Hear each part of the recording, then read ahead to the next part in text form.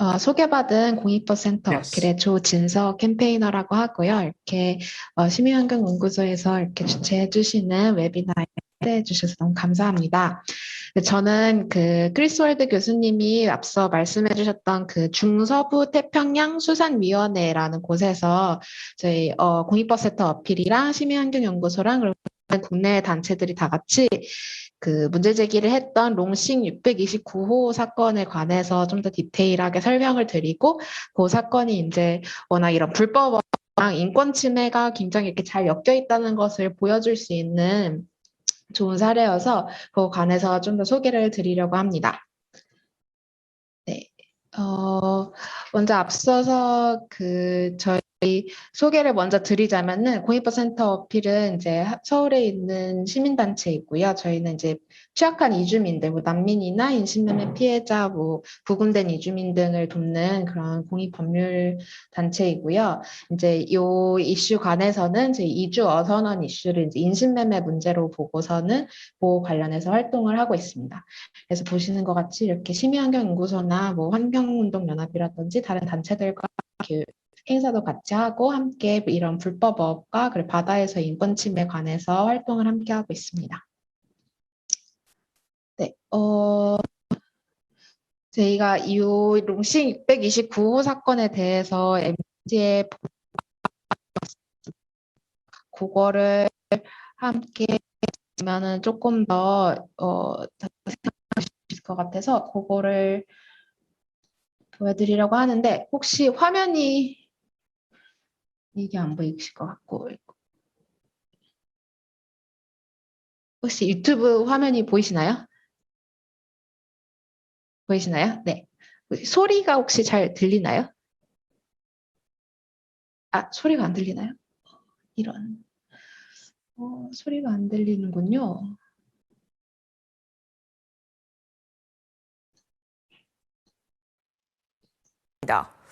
이 사안을 MBC가 보도하게 된 건 이 배가 부산항으로 입항한 사이 선원들이 한국 정부 그리고 MBC에 도움을 요청했기 때문입니다.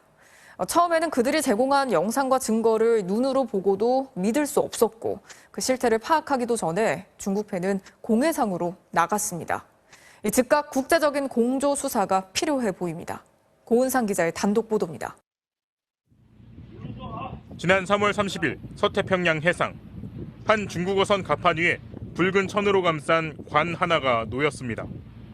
입관된 사람은 인도네시아 선원인 24살 아리 씨. 1년 넘게 중국 어선에서 조업하다가 배 위에서 숨졌습니다. 관 주변에 둘러선 중국인 선원들은 불 붙인 향을 흔들고 술을 뿌리는 것으로 간이 장례를 치릅니다.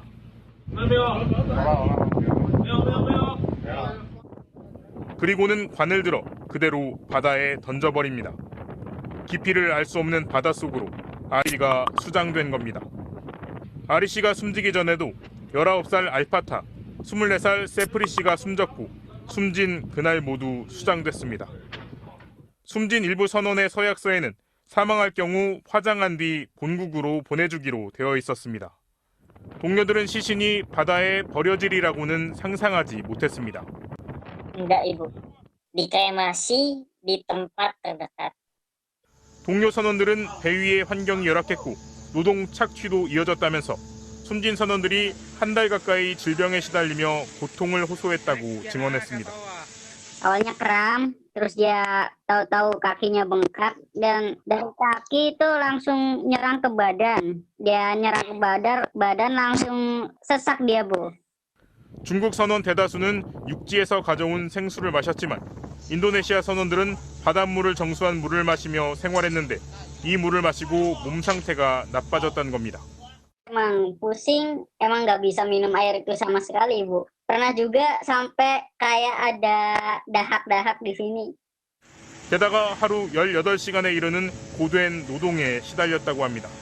Waktu kerjanya, Bu, jadi kayak berdiri itu sekitar 30 jam dan setiap 6 jam kan makan ya. Nah, jam makan inilah yang dimanfaatkan kami hanya untuk duduk.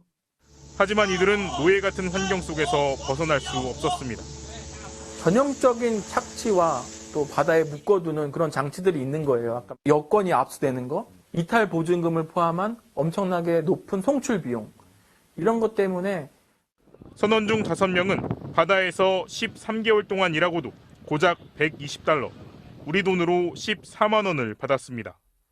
월급으로 치면 11,000원을 받은 셈입니다. 이 중국 원양어선은 참치잡이 배였습니다. 하지만 수시로 긴 막대를 이용해 상어를 잡아 올렸고 샥스핀, 그러니까 상어 지느러미만 도려내 따로 보관했습니다. 보통 하루에 20마리 이상의 상어를 포획했다고 했거든요. 상어 지느러미 16상자를 봤다고 했거든요. 한 상자가 45kg이. 그러면 대략 800kg. 명백한 불법 조업을 들킬까봐 사망자가 생겨도 육지로 돌아가지 않고 조업을 계속했을 것으로 환경단체는 보고 있습니다.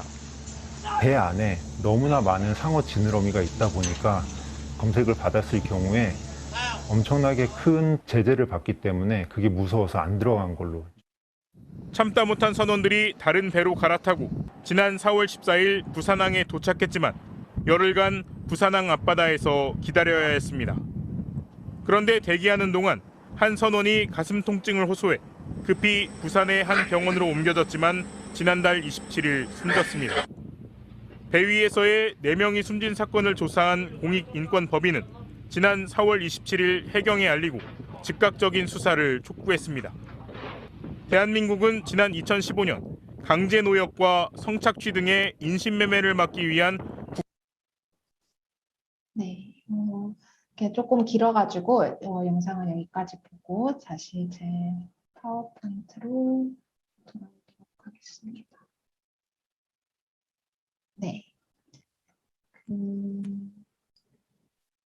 네, 영상에서 MBC가 이제 작년 4월, 5월쯤에 방영을 했던 그런 뉴스 보도이고요. 그래서 이 사건에 관해서 간략하게 소개를 드리자면은 롱싱 629호라는 중국 국적의 선박에서 이제 중국 선원 6명 그리고 인도네시아 선원 22명이 승선해서 일을 하고 있었는데 2019년에 이제 선원들이 부산에서 승선을 하고 WCPFC 관할 수역에서 조업을 하다가 선원들이 이제 2020년 4월쯤에 이제 부산 다시 하선을 하였고, 그 중에 15명이 이제 코로나 때문에 자가격리를 하던 도중에 이제 선박에서 일하던 그 기간 동안 이런 인권 침해 그런 조건이 매우 열악한 그런 인신매매에 해당하는 일들이 일어났고, 그 결과 총 4명이 이제 사망한 사건이 일어났다라고 이제 도움을 요청을 하여서 저희 공익버센터 어필에서 일하시는 이제 김종철 변호사님과 이제 활동가 선생님들이 같이 인터뷰를 하고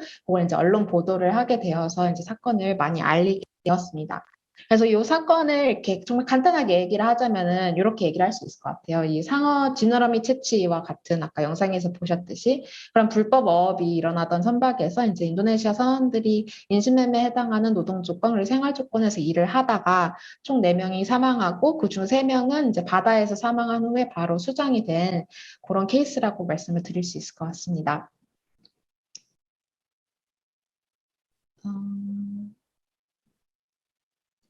네, 그래서 요 관련해서 제가 그 사전 보내드린 자료에서도 아마 다 내용을 보셨겠지만 좀 더 자세하게 설명을 드리자면은 이제 어업 쪽, 불법 어업 쪽, 불법 비보고 비규제 어업, 우리가 IUU 어업이라고 부르는 요거 관해서는 3가지 이제 중대한 그런 보존 관리 조치 위반 사항들이 있다고 볼 수 있습니다. 첫 번째는 이제 상어 관련해서 아까 영상에서도 보였듯이 그런 상어를 잡아가지고 지느러미만 떼어낸 다음에 몸통을 살아있는 채로 그대로 바다에 버리는 이렇게 그걸 샥 피닝이라고 하는데 이렇게 지느러미만 채취해서 하는 거는 이제 WCPFC의 보존 관리 조치 위반 사항으로 되어 있습니다. 여기 오른쪽에 보시면은 이 WCPFC CMN 보존 관리 조치 2010-07 이렇게 해가지고 그런 생존 상태의 상어를 이렇게 의도적으로 포획을 하면은 이제 안 되고 포획이 되면은 방류를 해야 되고, 그리고 사망 상태에서 상어가 포획됐다면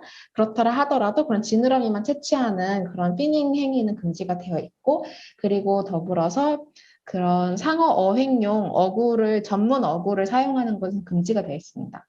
이 사진을 보시면 그 롱싱 629호 선박에서 채취했던 상어 지느러미들인데요. 보면은 굉장히 수가 많은 것을 알 수가 있죠. 인터뷰에서도 하루에 20마리 정도를 잡았고, 그게 뭐 한 박스에 뭐 몇 킬로씩 하면은 거의 몇백 킬로에 달한다라는 이야기를 해주셨는데, 그만큼 굉장히 많은 수의 상어를 잡았다고 저희가 이제 선원들의 증언과 사진들을 통해서 파악을 할 수가 있었고, 그리고 또 이 상어들을 그냥 이렇게 뭐 의도치 않게 혼액이 된 게 아니라 이런 상어를 잡기 위한 그런 전문 상어줄을 사용을 하였던 으로 그래서 이 또한 또 별개의 이 보존관리 조치 위반 사안으로 네, 볼 수 있습니다.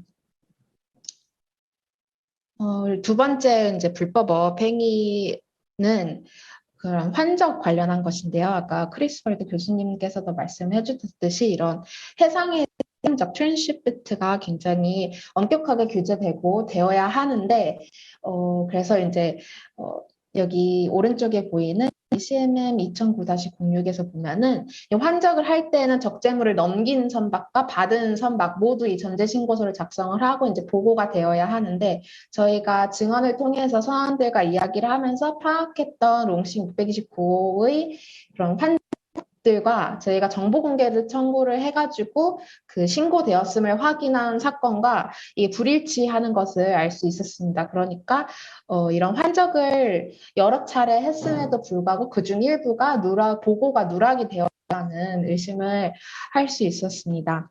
그런 환적 그리고 세 번째로는 이제 멸종위기종 고래와 같은 그런 특별히 이제 관리되고 있는 종들을 혼액하는 것인데요. 요거는 이제 WCPFC의 보존관리 조치는 아니지만 사이리스라고 이 멸종위기에 처한 야생 동식물의 국제거래에 관한 협약이라는 것이 있는데 여기에 백상아리, 청상아리, 홍살기상어, 범고래, 부치 같이 이 보호종으로 등재되어 있는 것들이 있는데 이 종들을 이 롱싱 629호에서 혼액 의도하지 않은 혼액인지는 모르겠지만 아무튼 혼액이 되었다고 저희가 사진으로도 파악을 할 수 있습니다. 증언으로도 파악을 할 수 있었습니다. 그리고 요 협약에서는 요 협약을 이제 기국인 중국이 그걸 공대법으로 입법을 하였기 때문에 이런 자국의 선박들이 협약의 조치들을 준수하도록 할 의무가 중국에 있었기 때문에 중국 또한 그런 위반 사항이 있었다고 볼 수 있겠습니다. 그리고 이제 인권 관련해서 말씀을 드리자면 아까 그 영상에서도 굉장히 폭력적이고 되게 끔찍한 이야기들 많이 나왔었는데 그러니까 하루에 18시간 이상씩 노동을 하고 그런데 월급은 300에서 450달러를 받기로 합의를 하고서 일을 시작을 했는데 그중 절반이 이제 유보가 되거나 공제되는 일들이 굉장히 빈번을 하였습니다. 그러니까 하루에 18시간씩 일주일에 7일, 그러니까 하루도 쉬지 않고 거의 18시간이면은 하루가 24시간이니까 6시간밖에 남지 않는 거잖아요. 그러니까 거의, 그리고 물고기가 많은 날에는 이틀 연속으로 쉬지도 않고 일을 한다라는 증언도 있었거든요. 그렇게 정말 쉼 없이 굉장히 고강도의 노동을 한 그런데 월급은 30만 원, 뭐 40만 원, 50만 원 이 정도 수준인데 그 정도도 그 중에서도 그것도 다 받지 못하고 뭐 유보되고 공제가 되었기 때문에 아까 그 뉴스 영상에서 보셨던 것처럼 120달러밖에 못 받았다 하는 그런 증언들이 있었습니다. 그리고 또 선원들이 그리고 14년 이상 해상에 체류하면서 아까 말씀드렸던 그런 환적으로 인해서 그러니까 환적을 하면은 이제 어창을 비울 수가 있고 또 필요한 물자를 공급을 받을 수 있으니까 배가 더 바다에 나가 있을 수 있는 기간이 더 길어지는데 그런 환적을 통해서 이 배도 13개월 이상 해상에 체류를 하였고요. 그리고 신체적 언어적 폭력도 굉장히 많아서 언어적 폭력은 정말 말할 것도 없고 신체적 폭력 또한 5명의 선원들이 본인이 경험했다고 증언을 하였습니다. 그리고 본인의 여권 또한 송이법체나 선장이 다 압수를 해가서, 그러니까 선상에 있을 때는 선장이 가져갔고, 그리고 이제 하선을 해서 한국에 왔을 때는 한국에 있는 그 송이법체가 여권을 가져갔다고 이야기를 했고요. 그리고 화장실이 선내에 2개밖에 없는데, 그걸 다 이제 중국인 선원들이 다 사용을 함으로써 인도네시아 선원들은 화장실을 사용하지 못하고 그 갑판에서 씻을 수밖에 없었다라고 이야기를 하였고요. 그리고 이런 조수한 해수를 식수로 공급을 받았는데, 그러니까 그런 생수가 아니라 그런 병에 든 뭐 삼다수 같은 그런 아니라 그 바닷물을 거른 물을 식수로 제공을 받았는데 이제 선원들은 이것 때문에 이제 그 사망한 선원들이 질병에 걸리고 결국 사망에 이르렀다라고 이야기를 하고 있고요. 그리고 식사도 굉장히 부실해서 제공하는 식사가 여기 사진에 보이는 것과 같이 이렇게 미끼로 쓰이는 물고기를 이제 반찬으로 제공을 한다거나 그리고 냉동 채소를 한 달에 2번밖에 제공하지 않았다라고 이야기를 해요. 그래서 이렇게 굉장히 고강도 장시간 함에도 불구하고 식수도 좀 의심스러운 식수에 그리고 식사도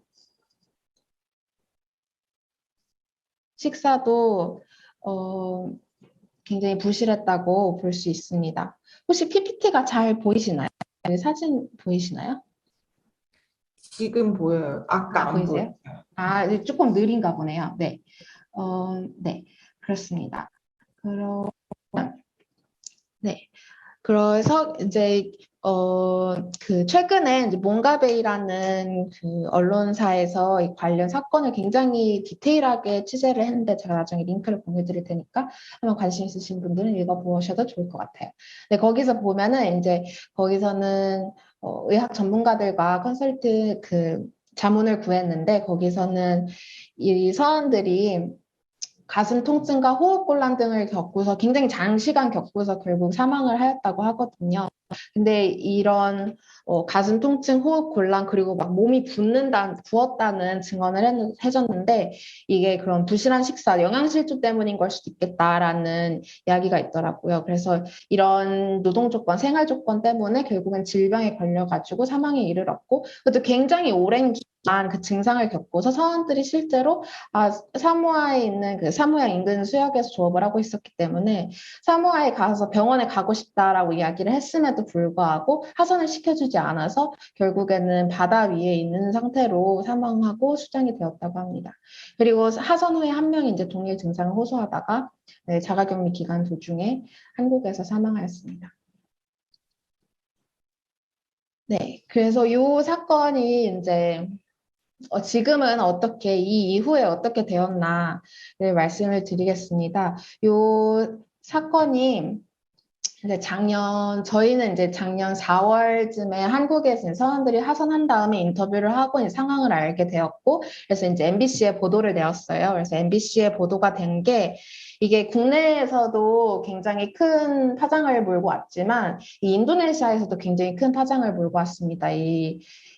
한국인 유튜버 분이 그리고 유튜브에서 이 보도를 소개를 해주셔가지고 인도네시아 분들도 이 뉴스를 굉장히 많이 보시고 그리고 또 비슷한 시간대에도 다른 인도네시아 선원들이 해외 어선에서 착취당하다가 사망하고 하는 등의 사건들이 이제 SNS 등을 통해서 알려지면서 인도네시아 국내 여론 또한 이제 해외에서 일을 하고 있는 자국민 선원들을 보호해야 한다라는 여론이 굉장히 높아졌어요.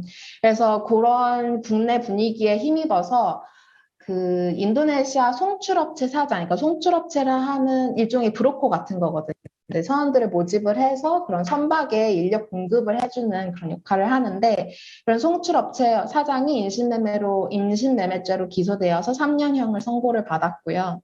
그리고 이 다렌 오션 피싱, 이 롱싱 29호가 이 다렌 오션 피싱이라는 회사 소속이거든요. 그래서 이 회사가 갖고 있는 선단 전체에서 나오는 해산물이 수입 금지 조치였습니다. 미국 CBP가 세관 국경 보호청이 그런 해산물 수입 금지 조치를 내리면서 이 선단이 잡은 모든 해산물이 미국으로 이제 수입이 금지가 되게 되었습니다.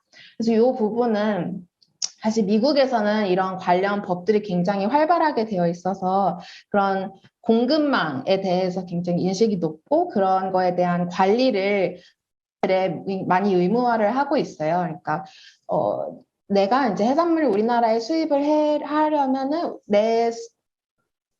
내가 수입하는 그런 해산물의 서플라이 체인, 공급망에서 강제 노동이나 인신매매 리스크가 없다는 그것을 이제 상당한 주의를 기울여서 듀 딜리전스라고 하는데 상당한 주의를 기울여서 그게 없도록 하는 의무가 기업에게 있는 거죠. 그래서 그런 해산물을 수입하는 수입국으로서의 그런 역할에 대해 조금 생각해 볼 수 있는 지점인 것 같습니다. 13번째로는 WCPFC가 크리스 월드 교수님이 발표해 주신 내용과 같은데 이 WCPFC에서 자체적으로 이제 관할 수역 내에서 불법 비보고 비규제업을 한 그런 선박들을 이제 리스트를 해서 거기 제재를 가하는 것이 있어요. 그래서 이 IUU 베슬 리스트에다가 용심 629를 올려야 한다 하고서 이제 작년에 이 사건에 대해서 문제 제기를 하면서 어필을 포함한 이제 국내 단체들 여러 곳이 함께 레터를 보내고 이렇게 문제 제기를 했었거든요. 그래서 요거 관련한 이제 결정이 아마 올해 TCC 그 기술이행위원회에서 논의가 될 것으로 되는데 이 WCPFC의 결정 구조와 이 프로시저 사항으로 이런 조금 중요한 논의들은 다 이제 NGO들이 참석을 하지 못하는 클로스드 세션으로 진행이 되고 그리고 이런 모든 결정이 다 만장일치에 이뤄야 한다는 점이 있어서 그러니까 중국이 회원국으로 들어있기 때문에 중국 또한 이걸 동의를 해줘야 이 선박이 이제 IUU 베슬 리스트에 올라갈 수 있는 거예요. 그래서 작년과 그리고 이 미국 12피 해산물 수입 금지 조치를 했을 때 중국은 이것은 위조다라는 입장을 냈었거든요. 그래서 그런 것을 봤을 때 조금 어렵지 않을까라는 생각이 들기도 합니다. 그리고 또 하나로는 그 인도네시아가 아까 말씀드렸다시피 되게 국내 여론이 그런 인식이 높아지면서 이런 아까 크리스월드 교수님이 발표해 주셨던 그런 결의안에서 이제 보존 관리 조치, 그런 구속력이 있는 보존 관리 조치로 노동 기준을 수립하자는 제안을 해서 이것 또한 올해 기술이행위원회와 정기회의에서 논의가 될 것으로 보입니다. 그리고 이 이외에도 이런 IUU업, 불법 비보고 비규제업과 강제노동을 연결시키는 국제적인 움직임이 많이 있는데요. 그 예로 WTO에서 그 불법 어업에 흘러들어가는 이제 수산보조금을 금지하자라는 협상을 거의 10년, 20년 동안 해오고 있는데 거기에서 미국이 이제 강제노동도 거기에서 조금 생각할 만한 요소인 것 같다라는 그런 프로포즈를 냈어요. 그래서 아주 조금 움직임이긴 하지만 그런 IUU업과 강제노동이 굉장히 밀접하게 연관되어 있다라는 것을 이제 국제적인 흐름에서도 이렇게 보여지고 있는 것 같습니다.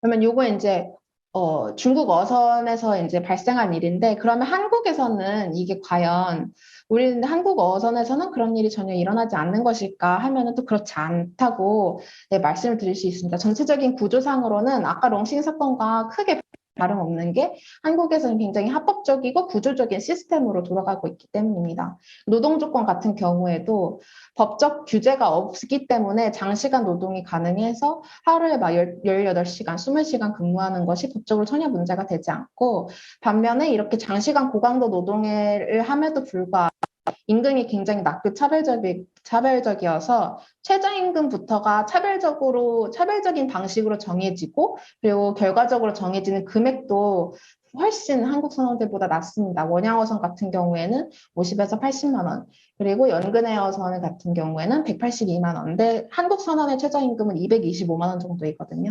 그래서 그런 최저임금부터가 차별이 되고 이걸 평균임금으로 보면은 훨씬 그 차이가 많이 난다고 얘기할 수 있습니다. 그리고 이제 학대와 차별, 언어적인 폭력, 실질적인 폭력도 굉장히 빈번하게 볼 수 있는 것이고, 의료와 안전 관련된 문제에 대해서도, 아까 롱신 사건에서도 아팠음에도 병원에 가지 못했고, 그게 사실은 불법 어업 때문에 감시망을 피하기 위해서 그런 것 같다라고 이야기를 했었는데, 이렇게 해상에서 특히 원양어선 같은 경우에는 어선에서 일을 하면서 내가 아프거나 분상을 당해도 그런 의료적인 처치를 받기가 어렵고 안전이 굉장히 하다는 안전을 보장할 만한 그런 장치가 조금 미흡하다는 점이 있습니다. 이런 노동 조건에도 불구하고 그리고 선원들이 이제 바다를 떠나지 못하는 것들이 있는데 이걸 이제 크게는 재정적인 것, 물리적인 것, 사회적인 것으로 이야기를 할 수 있습니다. 재정적인 거는 이탈 보증금, 내가 도망가지 않겠다, 계약을 무사히 완료를 하겠다 하는 보증금을 이야기를 하는데요. 이 보증금을 포함한 송출 비용이 해가 갈수록 점점 높아져서 요즘에는 20톤 이상 연근해어선에서 인도네시아나 베트남에서 와서 일을 하려면은 1,500만 원 정도를 내야 한다고 해요. 근데 그럼 이 1,500만 원을 내기 위해서는 뭐 빚을 지거나 담보를 받거나 이런 식으로 재정적으로 더욱더 취약한 상태에 빠지겠군요. 이거는 이제 롱싱 사건에서도 사람들이 이제 송출 비용을 지불을 하기 위해서 그게 이제 월급에서 다 되던 것이다 보니까 월급은 $300 받기로 했는데 이 송출 비용을 내기 위해서 절반이 공제되고 하는 식으로 해서 내가 만약에 계약 만료를 하지 못하고 중간에 하선을 하면은 그 남은 금액은 나의 채무가 되는, 그렇게 함으로써 재정적인 압박으로 이 서원들이 바다에서 탈출을 하지 못하고 붙잡혀 있도록 하는 장치가 됩니다. 두 번째는 물리적인 고립으로 아까 말씀드렸던 환적으로 인해서 가능해지는 긴 해상 체류 기간이 있고요. 사회적인 고립으로는 아까 롱싱 사건에서 선원들이 이제 여권을 압수당했다고 했었는데 한국 에서도 똑같이 굉장히 많은 선원들이 여권이나 외국인 등록증, 통장 같은 신분증을 압수당하는 일들이 굉장히 잦습니다. 그리고 사업장 변경의 어려움 같은 경우에는 이 회사에서, 이 사업장에서 뭔가 문제가 생겨서 내가 다른 곳으로 옮기고 싶다고 이야기를 하고 싶은데 그게 노동자에게 본인에게 그런 권리가 있어야 하지만 이 한국에서 있는 이런 이주노동자, 어업 이주노동자에 대한 시스템은 그런 사업장 변경을 할 수 있는 권한, 권리가 본인에게 있지 않고 이제 이 송입업체, 이 브로커나 다른 업체들을 통해서 이걸 어레인지를 해줘야 그 사업장 변경을 할 수 있습니다. 그래서 이런 재정적인 거, 물리적인 거, 사회적인 거 이런 장치들로 인해서 굉장히 착취적이고 열악한 노동 조건에도 불구하고 이주 어선원들이 그런 노동 조건들을 피해서 탈출하지 못하도록 바다에 붙잡아 두고 있다고 할 수 있습니다. 그래서 마지막으로 제가 전부터 아까부터 교수님 강의에서부터 인신매매에 관해서 이야기를 많이 했는데 사실 인신매매가 무엇이냐 하면은 뭘 정확하게 알고 있는 사람들은 잘 없고 보통 그냥 인신매매 하면 이렇게 사람 몸을 이렇게 주고받고 팔고 이렇게 돈 주고 주고받고 판다 이렇게 생각을 하는데 현대 사회에서는 조금 더 그게 더 교묘하고 이렇게 복잡한 형태로 나오고 있습니다. 그래서 안에서 팔레르모 의정서라고 이제 유엔에서 합의한 인신매매에 대한 정의가 있는데 요거는 세 가지 요소를 갖고 있어요. 목적, 수단, 행위. 요 세 가지 요소인데 착취의 목적을 위해서 뭐 이런 다양한 수단으로 그중에서도 저희가 주의 깊게 보는 것은 기망이나 권한을 남용하거나 취약한 지위를 이용하는 등의 수단으로, 그러니까 이 노동자가 송출 내기 위해서 빚을 져서 재정적인 압박을 매우 많이 받고 있다는 그런 취약한 지위를 이용하는 등의 수단으로 사람을 모집하고 운송하고 이동하고 은닉하고 인수하는 그런 일련의 행위들을 인신매매라고 이야기를 합니다. 그래서 롱싱 629호 사건에서도 그렇고 한국 어선에서 일어나는 굉장히 광범위하게 일어나는 관행적인 일들도 그렇고 넓은 의미에서 이런 팔레르모 의정서가 정의하는 인신매매 혹은 강제노동에 해당한다고 볼 수 있습니다. 그래서 요거는 이제 저희가 어필도 그렇고 심형연구소도 그렇고 다 같이 연대하는 단체들이 요즘 진행하고 있는 캠페인인데요. 이런 5가지 요구사항에 대해서 해양수산부 장관에게 탄원서를 보내는 캠페인을 하고 있으니 QR코드를 통해서 들어가실 수 있거든요. 많은 참여와 홍보 부탁드리겠습니다.